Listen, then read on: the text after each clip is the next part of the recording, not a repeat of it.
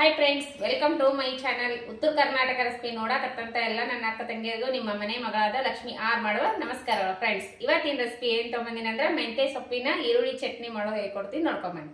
ಅದು ಈಗ ಬೇಕಾಗಿರುವಂಥ ಇಂಗ್ರೀಡಿಯೆಂಟ್ಸ್ ಏನು ತೊಗೊಂಡಿನಿ ಅಂತ ನೋಡ್ಕೊಂಬನ್ನಿ.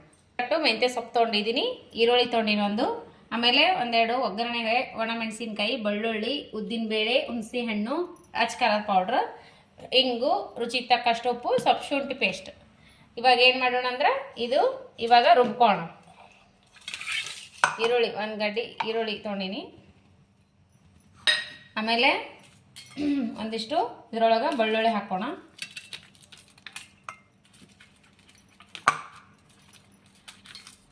ಬೆಳ್ಳುಳ್ಳಿ ಆಮೇಲೆ ಅಚ್ಕಾರದ ಪೌಡ್ರ್ ಹಾಕಿ ರುಬ್ಕೊಂಡು ಬರೋಣ.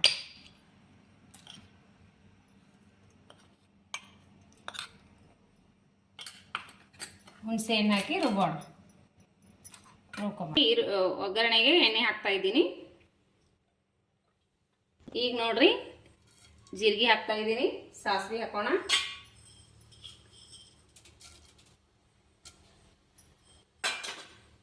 ಚಟ್ಪಟ ಅಲ್ಲಿ, ಆಮೇಲೆ ಉದ್ದಿನಬೇಳೆ ಹಾಕೋಣ,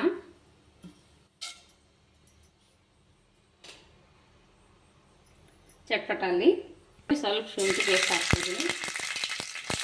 ಇದು ರುಬ್ಬಿರುವಂಥ ಪೇಸ್ಟ್ ಹಾಕಿಬಿಡೋಣ. ಈ ರೀತಿ ಅವಳು ಸೌಡ್ ರುಬ್ಕೋಬೇಕು, ಜಾಸ್ತಿ ಪೇಸ್ಟ್ ಮಾಡಬಾರ್ದು. ಈ ರೀತಿ ಈಗ ಇದನ್ನು ಫ್ರೈ ಮಾಡ್ಕೊ. ಒಂಚೂರು ಇಂಗು, ಒಂಚೂರು ಅರಿಶಿನ ಪೌಡರ್,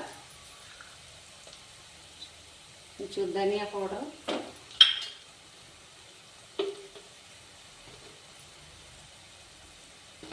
ಇವಾಗ ಏನು ಮಾಡೋಣ ಅಂದ್ರೆ ಒಂದೆರಡು ಒಣಮೆಣಸಿನ್ಕಾಯಿ ಹಾಕೋಣ, ಆಮೇಲೆ ಇದು ಈ ಥರದ ಮೆಂತ್ಯ ಸೊಪ್ಪು ಹಾಕೋಣ.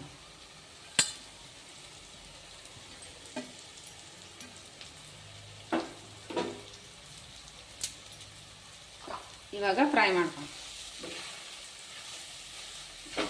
ರೆಡಿ ಆಯಿತು. ಈಗ ಸೈಡಿಗೆಲ್ಲ ಎಣ್ಣೆ ಬಿಡಾತದ, ಹಸಿ ಸ್ಮೆಲ್ ಹೋಗಿ ಇವಾಗ ಸರ್ವ್ ಮಾಡ್ಕೊಂಡು ನೋಡ್ರಿ.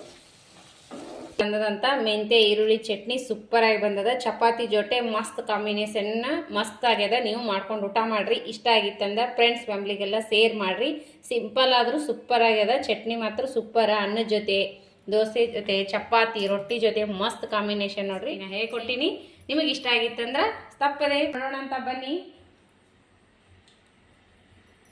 ಸೂಪರ್ ಚಪಾತಿ ಜೊತೆ ಮಸ್ತ್ ಆಗತ್ರಿ. ಯಾರೆಲ್ಲ ಮೆಂತ್ಯ ಸೊಪ್ಪು ತಿನ್ನಕ್ಕೆ ಇಷ್ಟಪಡಲ್ಲ ನೋಡ್ರಿ, ಅವ್ರಂತೂ ಖಂಡಿತ ತಿಂತಾರೆ ನೋಡ್ರಿ. ಆ ಥರ ಚಟ್ನಿ ಸೂಪರ್ ಆಗಿ ಬಂದದ. ಸಿಂಪಲ್ ಆದರೂ ಸೂಪರ್ ಆಗ್ಯದ. ನೀವು ಮಾಡ್ಕೊಂಡು ತಿನ್ನಿರಿ. ನಿಮಗೆ ಇಷ್ಟ ಆದ್ರೆ ಲೈಕ್ ಮಾಡಿರಿ, ಶೇರ್ ಮಾಡಿರಿ, ಸಬ್ಸ್ಕ್ರೈಬ್ ಆಗಿರಿ.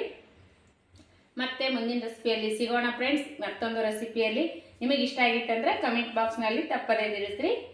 ನೀವು ಮೊದಲು ಯಾವ ರೀತಿ ಸಪೋರ್ಟ್ ಮಾಡ್ತೀರಿ ಅದೇ ರೀತಿ ಸಪೋರ್ಟ್ ಮಾಡಿರಿ. ಮತ್ತೆ ಮುಂದಿನ ರೆಸಿಪಿಯಲ್ಲಿ ಸಿಗೋಣ. ಯಾರೆಲ್ಲ ನನ್ನ ರೆಸಿಪಿ ತಪ್ಪದೆ ವಿಡಿಯೋ ಟೈಮ್ ತೊಗೊಂಡು ನೋಡ್ಲಾತ್ತೀರಿ ಅವರಿಗೆಲ್ಲ ತುಂಬ ಹೃದಯದ ಧನ್ಯವಾದಗಳು ಫ್ರೆಂಡ್ಸ್. ನಮಸ್ಕಾರ, ಬಾಯ್.